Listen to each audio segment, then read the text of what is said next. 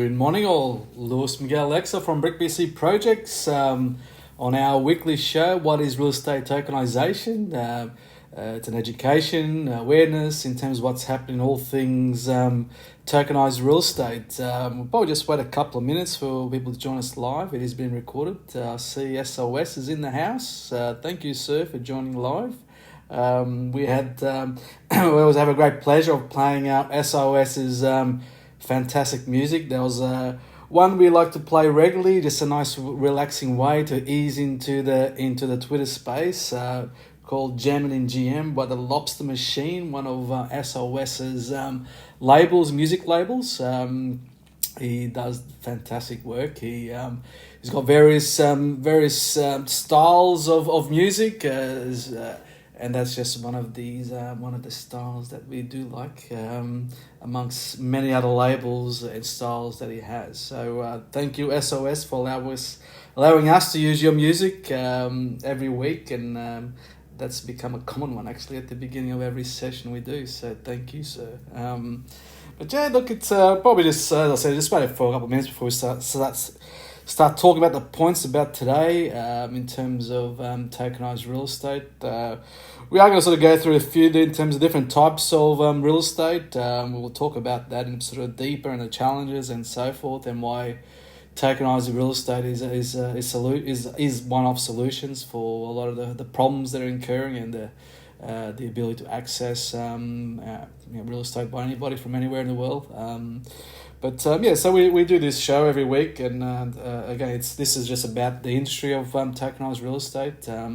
Obviously, we do tokenize properties ourselves here in Brisbane and Gold Coast, Australia, under our BRIK business model, and there'll be some mentions that and some trying to sort of articulate some case studies, and sometimes we do mention, but it's not so much about BRIK and what is real estate tokenization weekly show. It's more about in terms of educating or in awareness in terms of tokenized real estate in general and around the world. And we do have speakers that do come on every now and then that we around the topic. Today is an open mic, so anybody can join in.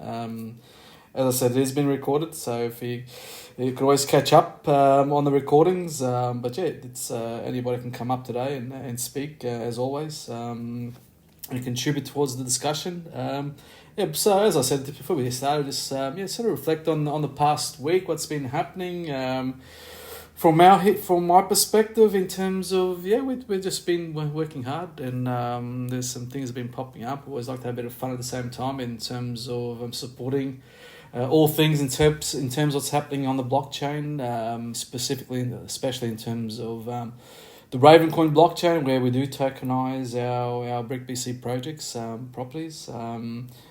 So this morning actually I was talking in one of the spaces with there was actually two spaces this morning, Ravencoin community. Some great discussions there about what Ravencoin's all about.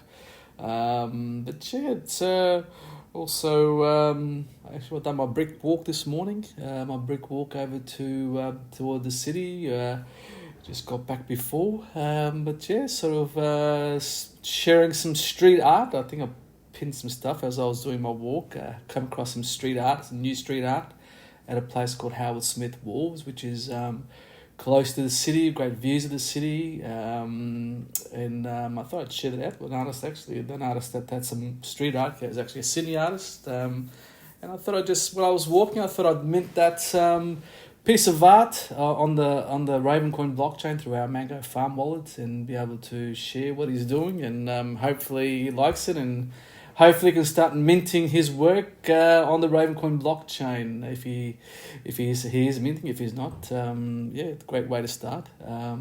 Shout out to Mungle the artist out of Sydney. Shout out to you if you do listen to this, and so we do like that piece that you've done at Howard Smith Wolves. It's funny enough, it's of dolphins, and caught my eye, and hence we do have a property at the moment on the Gold Coast property called a BRIK Dolphin.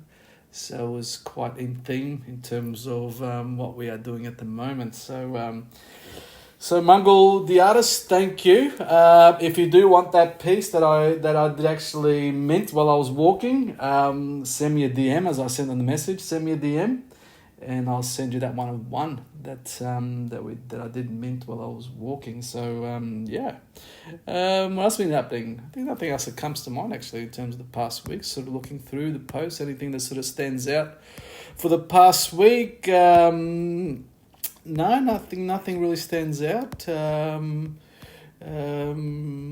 Actually did put up a video on in terms of the fundamentals of Bitcoin in a cartoon form, which we shared and posted that around 3 days ago. It's on our post. So if you very actually articulate in a very sort of simple cartoon manner as to what Bitcoin is all about, which obviously Ravencoin itself is the fork of Bitcoin, so the fundamentals sort of followed that in terms of when they are explaining what Bitcoin is all about. So check it out. So it was quite, it was a very, very simple way, but very effective way. What else is here? I actually probably should say in terms of the pinned tweets that I've got here, but obviously just today's show. The second one is actually Mark Fiddleman. Actually, Mark actually had a chat with Mark this week, so he's got a YouTube of our chat coming up in the next week or so. So it was again Mark Fiddleman. He does share a lot of content under his YouTube channel, Kryptonize. And it actually has got there's a post there to talking about commercial real estate and the challenges at the moment, and which I sort of will touch on later on. So again, it was a good article there that Mark put up. Thank you, Mark. Yeah, look, we'll get started. In terms of probably just in terms of who am I? So again, Miguel, Aleixo. I'm the founder, co-founder, I should say, co-founder and managing director of BRIK BC Projects. We tokenise real estate here in Australia, Brisbane and Gold Coast. And for us is about to having this show that we do every week. I host 2 shows. This one, what is real estate tokenization? As I said earlier, it's about providing awareness, content, and education around what tokenized real estate is all about, and obviously having colleagues and various people at the coal front contribute towards as speakers as we have in the past on the show. So. And the second show I do is actually all about BRIK BC. That's hosted on Fridays if you're in the US, Saturdays if you're in Australia and in Asia. That BRIK BC. BRIK Q&A is the show live on Twitter Space and focusing on just BRIK BC. But today is about what is real estate tokenization. So yeah, look, probably for people that might be listening for the first time in terms of what is real estate tokenization, and so basically it's okay, if you just sort of look at a property traditionally is obviously you own the whole property or you don't own the whole property. If you try to sell it, you got to sell the whole property, or you don't sell it all. So obviously real estate traditionally is very lumpy. And traditionally, you've also had to, unless you're all cashed up, traditionally, in most cases, you go approach finances, and you obviously have the bank's finances helping you fund that property, to buy that property. Tokenized real estate is basically fractionalizing a property, whether it be residential, commercial, industrial, agricultural, it doesn't matter what it is. So basically, getting a piece of real estate and you break it, you're fractionalizing into different pieces. So it could be 40,000 pieces, and each piece represents that property. So which we call it tokens, property tokens. So we have 40,000 property tokens, and anybody from anywhere in the world has got the ability to buy one of those tokens or many of those tokens, and be on the journey of all the benefits that come from that property. Being tokenized, it's tokenized on the blockchain. So there's quite a few various blockchains that you can tokenize. So basically, once it's tokenized, basically recorded on a ledger on the blockchain, a public ledger on the blockchain, anybody can see in terms of the recording of that token that you've bought or you've sold if you decide to sell on the blockchain. So it can't be changed. That public ledger can't be changed. So therefore, all the activities in relation to that property token series is all seen on that public ledger, i.e. the blockchain. So again, that's just basically the fundamentals of it, of tokenized real estate. The beauty about in terms of how things have panned out in terms of the great technology of blockchain is basically it's a global thing. So it enables anybody from anywhere in the world to be access those property tokens. So again, there's different models. Myself and my colleagues around the world who are tokenizing real estate. There is always a different variation in terms of the model, but the fundamentals are the same in terms of being recorded on the blockchain. So that's what tokenized real estate is. Today's topic is in terms of there's various types of real estate as you know. There's residential real estate, so homes, single family homes, duplexes, and so forth. Then there's another category, commercial real estate. When we start talking about apartments, sort of multi-story buildings, we do refer to that as commercial real estate, even though it's obviously residential. People are living in those, but we class those. So commercial real estate can be made up of apartment blocks, office space, obviously retail in terms of shopping centres. So commercial can be very diverse when we start talking about commercial real estate. You've got the third category being industrial real estate. So whether you're manufacturing, and you obviously have a premises where you're manufacturing from, or heavy industrial where it might be steel fabricating business that's operating from a premises where you're steel fabricating. So that's classed as industrial. And then you've got the sort of the fourth broad category, which is agricultural land. So it could be farming activities in terms of crops, livestock, and so forth. There is some large holdings here in Australia and in some parts of the world and US, where land is vast. Australia's quite a large country with a small population. US, again, very large country. With obviously a very large population compared to ours here in Australia, but again, there is when you got big countries like Australia and from a size perspective in the US, you're always going to have very large holdings of agricultural land. We call them stations. I know in America, you guys call it ranches. So whatever you want to call it, large holdings of agricultural land where. Obviously, more often than not, there's always some sort of agriculture activity going on, whether it be crops or livestock and so forth. So, and they've all got different challenges in terms of traditional real estate in those particular four categories. There's obviously different challenges in terms of to buy it and so forth. Again, if we sort of look at residential real estate, because obviously that's what we focus on in terms of here at BRIK. We focus on luxury investment homes. That's the area we're focusing on, and these homes are typically $2.6 million in total costs. So that's sort of the area that we focus on. Again, residential itself, it's got its challenges in terms of people wanting to get into traditional real estate, residential real estate. It's got its challenges because obviously a lot of the time you've got to borrow money, and obviously with interest rates at the moment and given what's happening in terms of the economy around the world, it's becoming harder and harder for people to be able to go out and borrow money in terms of the residential, whether it's a residential investment property, a single family home or duplex, whatever the case may be. Banks are not tightening policy. As I said, in terms of values continue to go up. Now with interest rates, obviously, with all governments around the world trying to control inflation through the cash rates, and increasing cash rates. So again, we're seeing these challenges that it's happening on traditional real estate. Commercial real estate's got different challenges. Commercial real estate typically in terms of like if you're, and this is coming from the perspective of if you're investing in property or you're trying to, as a developer, build a developer, whatever the case may be, trying to get your projects off the ground. And again, with commercial real estate, because I've sat on terms of advisory in terms of some of my contacts, and trying to give them some guidance around some of these commercial projects when they go and borrow funds, and the challenges in terms of that banks have.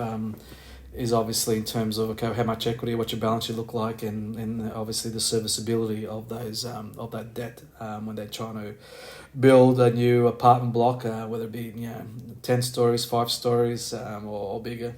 Whether you're borrowing $10 million or borrowing $20+ million, they're all the same challenges. It's just different numbers, but the challenges are the same in terms of what does your balance sheet look like, and can you service that loan.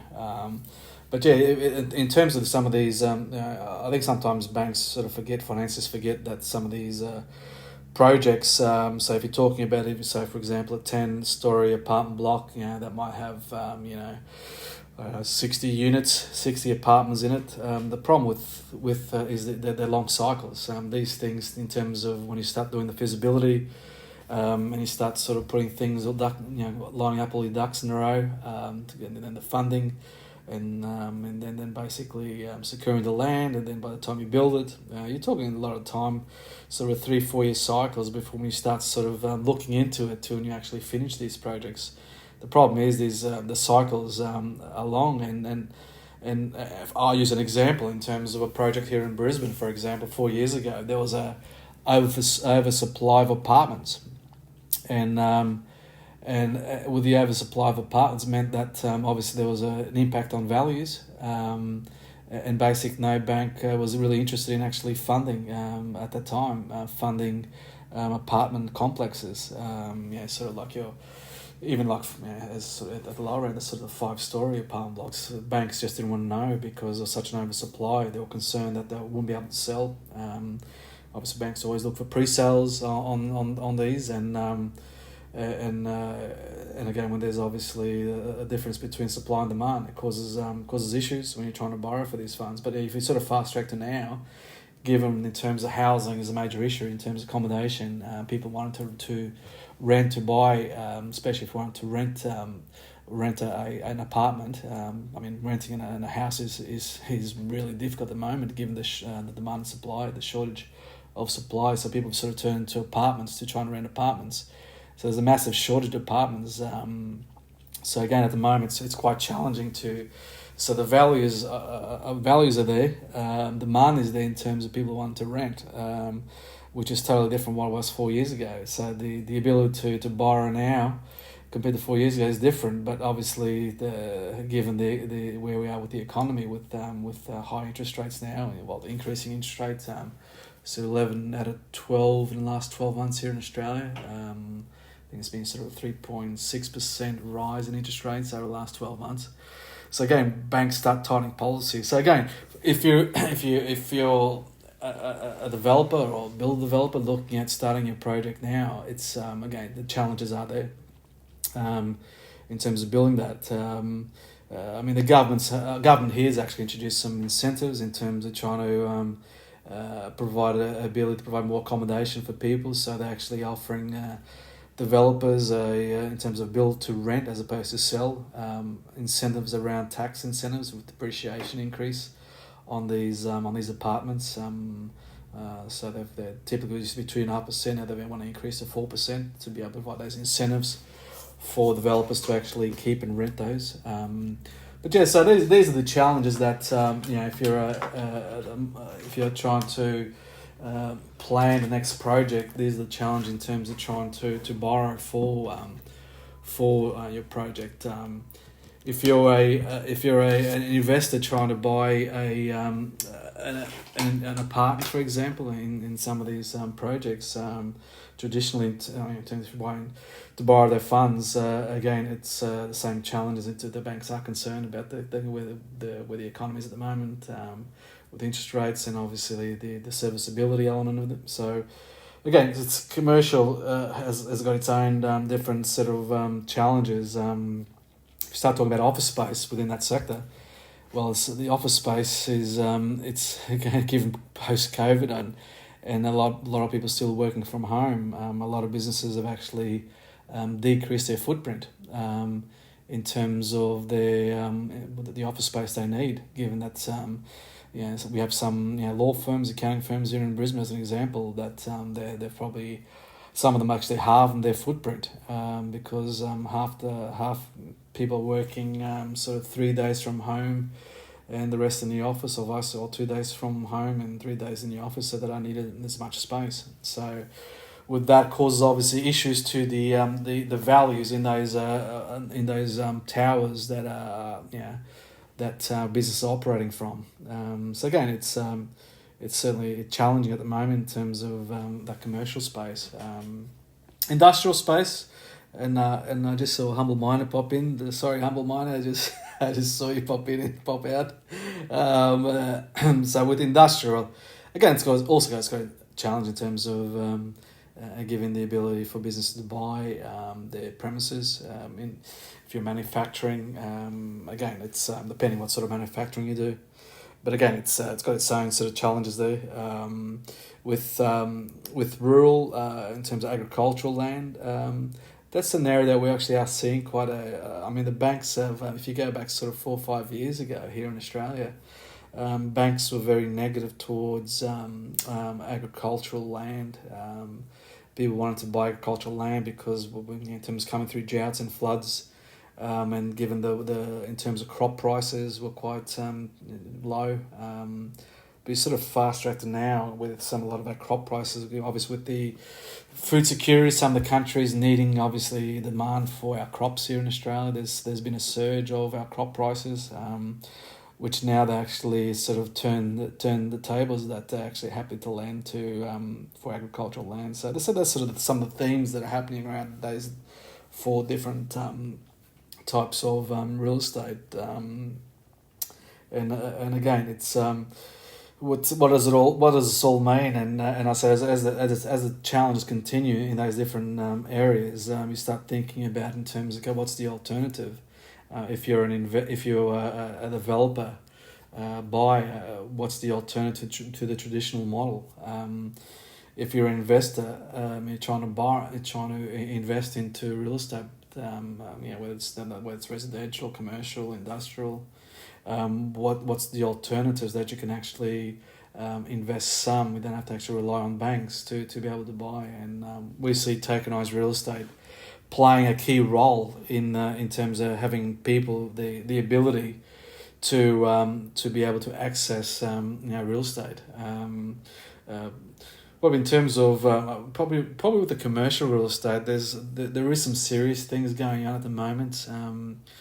Because with the interest rate rises, some people that have held commercial real estate and have actually borrowed and might have bought at the peak, and they've borrowed heavily borrowed. They've got high LVRs, lending ratios, so debt to asset ratios being quite high.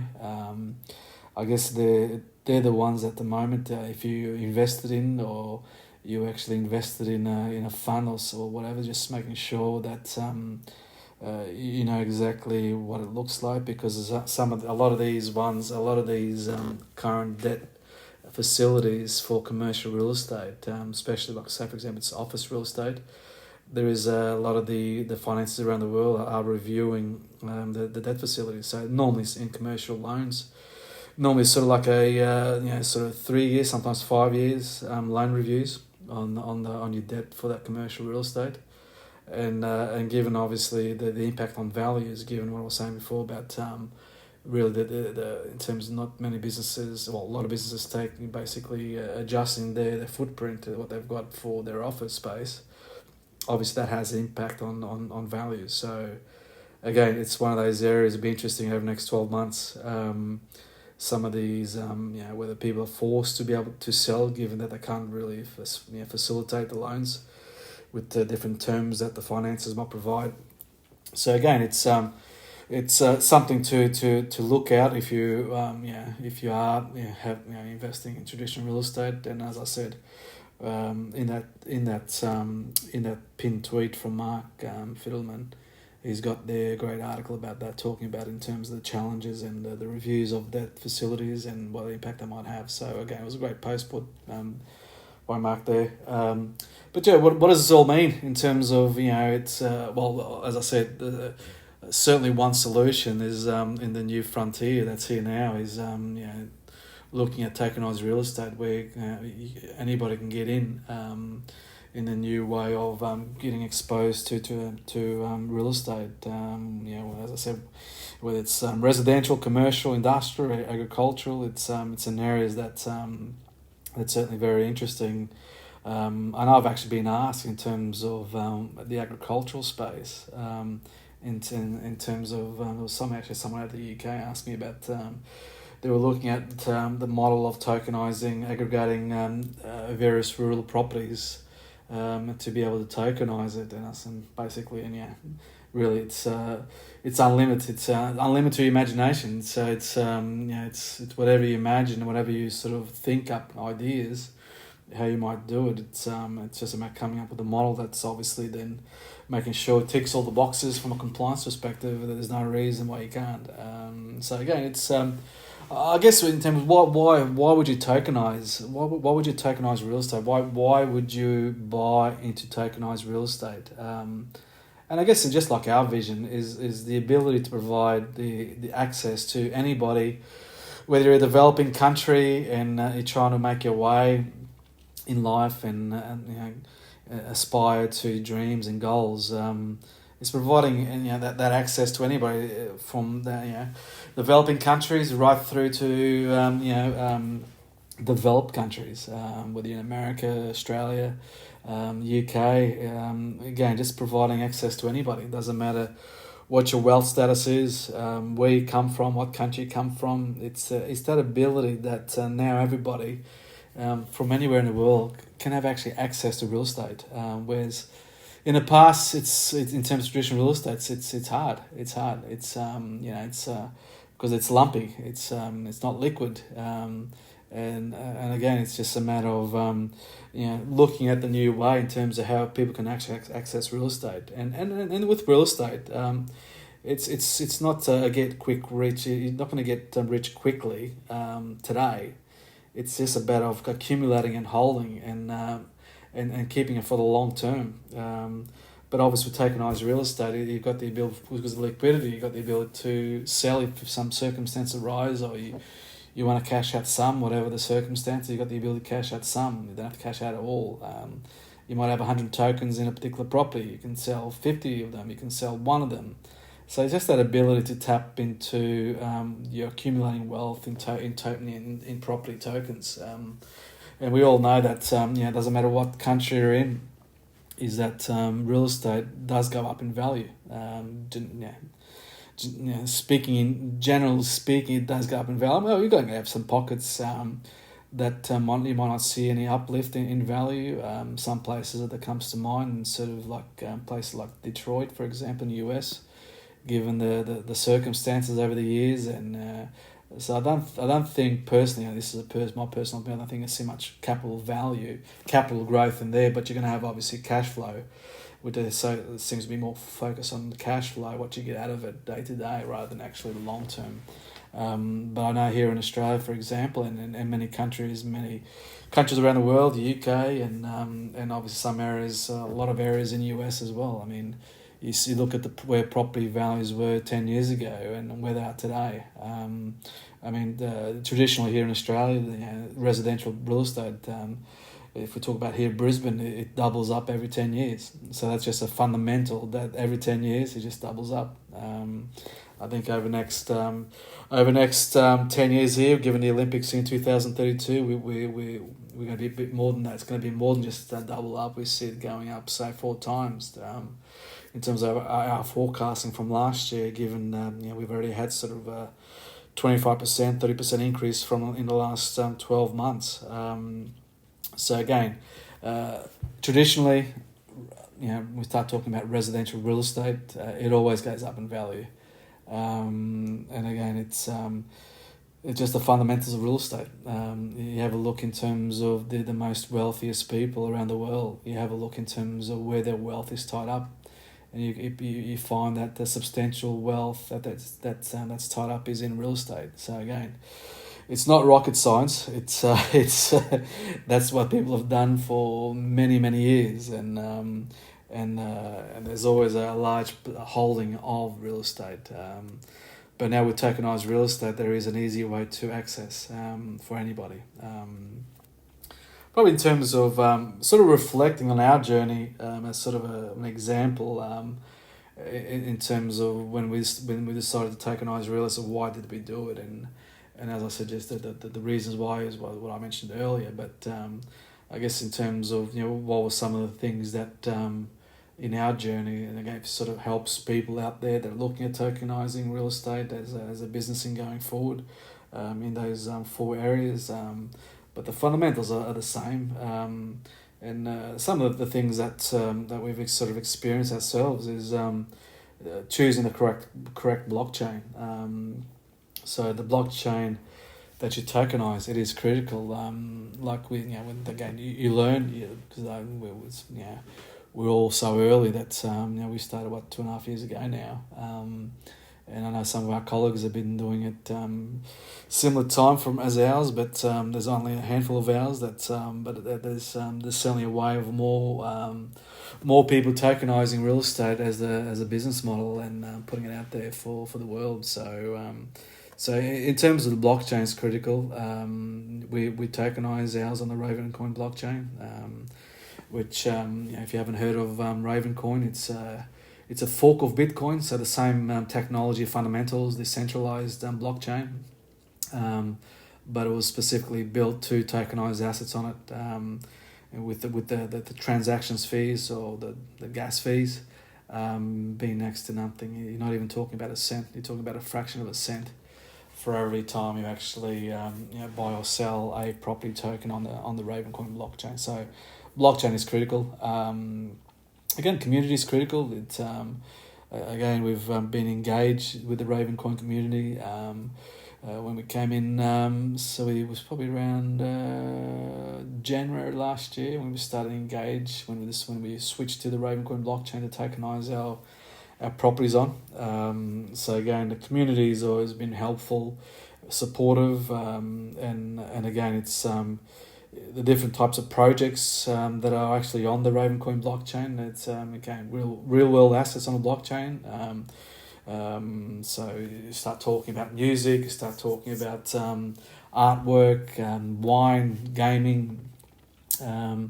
So there's quite a vast variety of types of assets that are actually tokenized on the Ravencoin blockchain.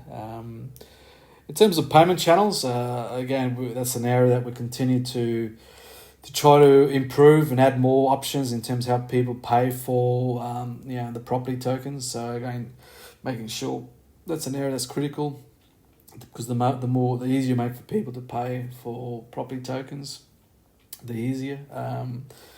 So that's sort of been some of our learnings in terms of tokenizing real estate.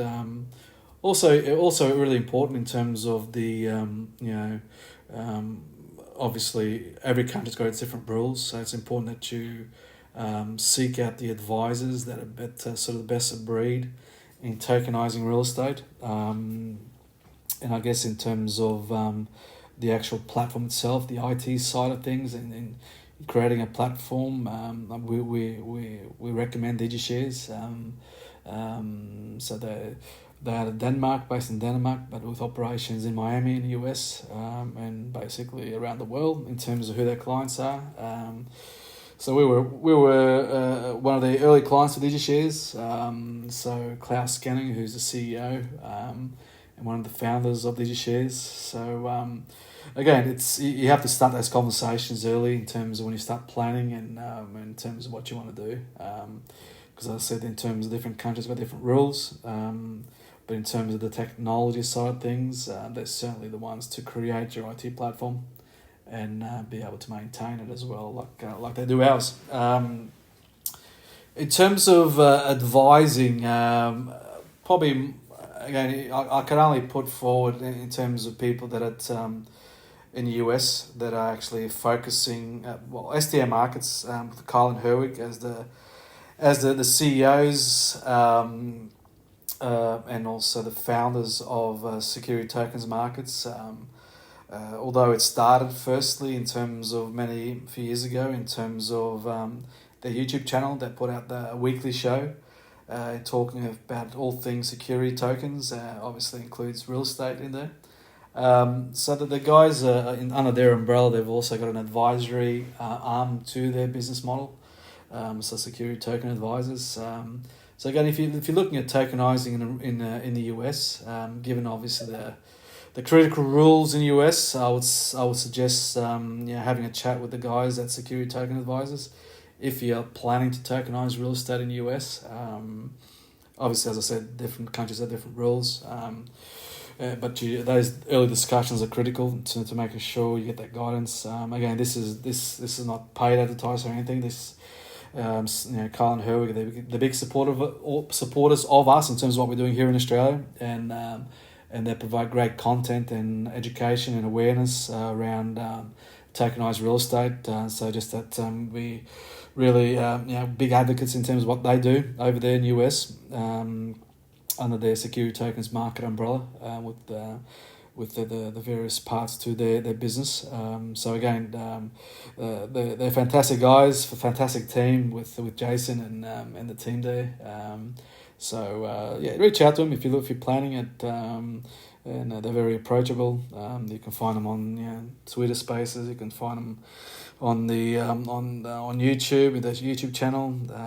So just DM them, send them a DM on Twitter, and I'll be able to give you some guidance around that. So, so in terms of just sort of wrapping up now, in terms of I'm a big believer that I think my prediction is 5 years' time, this will be mainstream. In terms of tokenized real estate, will be mainstream. It's obviously happening right now as we speak, as like with our projects. But again, it's something that as people starting to become aware of what you can do, I think more people are going to start coming on board, and there's already a wave in terms of that. In terms of, I think we start talking about in terms of countries in Asia like Indonesia, who's some of their leaders and governors are already sort of very advocating in terms of what blockchain can do. So some of the things that came out of the Bitcoin conference in Miami a couple of weeks ago, and you start talking about in terms of Nigeria and Africa, in terms of how their people are really engaged with all things blockchain and what it's doing for their people, and so there's real buzz over there. I know Cardano are very pro Africa in terms of how they can help their people. So again, there's a great wave out there. You start talking about South America, like with El Salvador, really setting the leadership when it comes to South America in terms of what can be achieved, with obviously El Salvador adopting Bitcoin a couple of years ago as their official currency, and what they're doing with volcanic energy in terms of welcoming Bitcoin miners to set up over there. And how they're funding that development of that project over there with by tokenizing it. So again, it provides great pathway for some developing countries in those continents to really now can actually be achieved in terms of as they make their way to middle class to really achieve their dreams and aspirations. So again, it's always fantastic, and I know there's a Ravencoin community project. Community DAO, who's very much engaged with the African region, especially with people out of Nigeria as artists, in terms of how they're tokenizing their artwork, and again, it's great to see some of those projects in terms of the impact. For our properties, we've actually bought some artwork from them, from some of these artists that the Community DAO is actually helping. Shout out to DAO, who's actually one of the leaders in the Community DAO project. So again, some great work being done there by the Community DAO project in helping and engaging and the community there that's out of Africa in terms of what they're doing, and really inspirational in terms of how blockchain can really lead people in terms of to achieving their dreams and aspirations. So so that's great things happening around the world. But yeah, tokenized real estate, it's here to stay. And again, it's a wave that's already happening. Check it out on our platform in terms of what we're doing. Check out our colleagues around the world who are tokenizing real estate. We'll put some links up to the various things that I mentioned. But yeah, check it out. Hope that has given you some insights in terms of what is real estate tokenization and our journey so far, and some of the key players that are helping the industry in terms of moving forward. So thank you so much. And I will be sending an NFT that I actually minted yesterday for this session. Brisbane and the Indigenous connection. So the Aboriginal people are actually our Indigenous traditional landowners, and I was actually doing some things yesterday, and actually just chilling out, watching the State of Origin, our rugby league finale. 3 games, state against state, Queensland, New South Wales, and just before actually I minted that NFT, which I'll be sending out to SOS, who was kind to pop into the session, hearing it live. So SOS, that's coming out your way.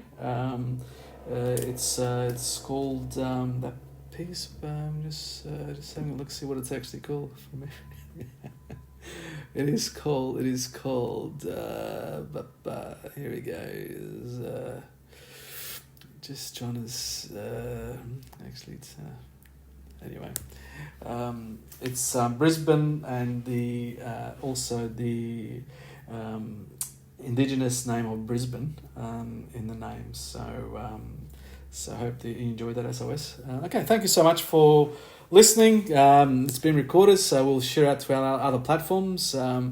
Again, have a fantastic evening, day, morning, depending what part of the world you're at.